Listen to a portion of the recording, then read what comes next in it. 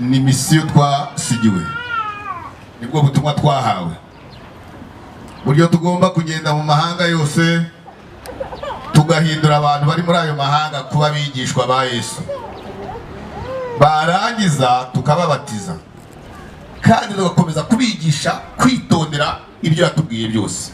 Haleluya, amen. Ijambo ryitwa kwitondera, kwigisha abantu ukabahindurira kuba abigishwa ba Yesu, ukanakomeza kubigisha kwitondera.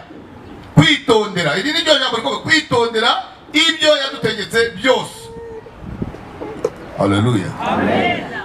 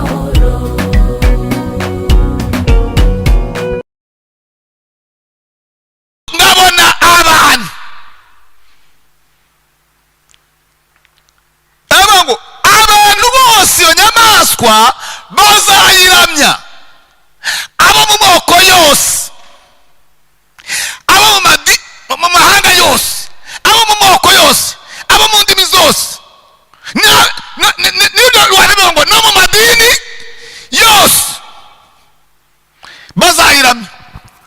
Yewe we aravuga ati ibiko bikomeye ninde ninde se ubu ngubu warokoka ko bagiye kuramya inyamaswa yahawe gutuka Imana, igatuka n'abo mu ijuru, ikarwanya abera ikabanesha?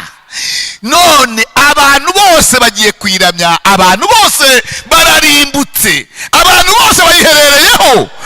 Aravuga ati ngiye kukubwira utazayiramya. Haleluya! Nanjye nje kukubwira ngo umuntu wese izina rye ritanditswe mu gitabo cy'ubugingo cy'umwana w'intama watambwe kuva isi yaremwa, ngo umuntu wese izina rye ritanditswe muri icyo gitabo azayiramya. Yaba apotre, yaba papa, yaba monsenyeri, yaba bishop, yaba umushumba mukuru, niba izina rye ritanditswe mu gitabo cy'ubugingo, nta kintu wakora ngo uzareke kuyiramya. Uzayiramya ibyo bakwihimbaza byose, ibyo bakwita byose, ibyo watunga byose. Iyi nyamaswa yatutse Imana, iyi nyamaswa yatutse abera bo mu ijuru, igatuka ijuru.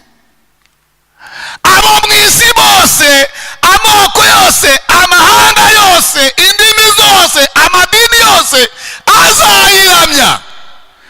Utazayiramya ni umuntu izina rye ryanditswe mu gitabo cy'ubugingo cy'umwana w'intama w'Imana.